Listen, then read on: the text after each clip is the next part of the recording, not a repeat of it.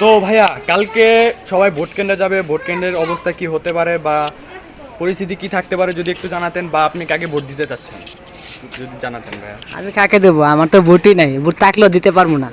আমার তো দেশে বাড়ি এনে না, ভোটও এখানে নেই। আমার কিছু বলার না গা। আচ্ছা ভাইয়া, যদি আপনি একটু বলতেন কালকে ভোট কেন্দ্রে সবাই যে যাবে পরিস্থিতি কিরকম হতে পারে যদি একটু বলতেন, বা আপনি কাকে ভোট দিবেন। পরিস্থিতি তো আমরা দেখতেই পারতেছি, ঢাকা শহরের অবস্থা আর গ্রাম অঞ্চলের অবস্থা সবই সেম টু সেম।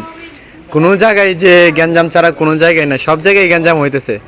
কিন্তু যেহেতু নির্বাচন উপলক্ষে কিছু বলা যায়, যেমন অনেকগুলা পার্টি আছে, দেশের দায়িত্ব অনেকেই নিতে চায়, কিন্তু কে কেমন করবে আমরা বলতে পারি না। তবে তো আপনি সবচেয়ে কাকে ভোট দিতে যাচ্ছেন? না বলি, সবচেয়ে ভালো লাগার বিষয় হচ্ছে যেটা ইসলামের পক্ষে যেহেতু একজন দাঁড়িয়েছে, বা দলই বলেন আর যাই বলেন, জামাত ইসলাম, সবাই বলে জামাত ইসলাম, অতএব জামাত ইসলামের সঙ্গে আমার কোনো সম্পর্ক নাই, কিন্তু তারা ইসলামের পক্ষে আছে। এই ক্ষেত্রে আমার যেহেতু প্রথম ভোটটা আমি ইসলামের পক্ষে দেব। যাই হোক, তারা দেশের খারাপ করে বা ক্ষতি করে তাতে আমার কোনো কিছু যায় আসে না। তো কালকে ভোট কেন্দ্রে কি আসে বিষয়, মানে কি কি হতে পারে যদি একটু এগুলা জানি না, এগুলা যারা গেঞ্জাম করে, গ্যাদারিং করে, তারাই জানে যে কালকে কি হবে না হবে।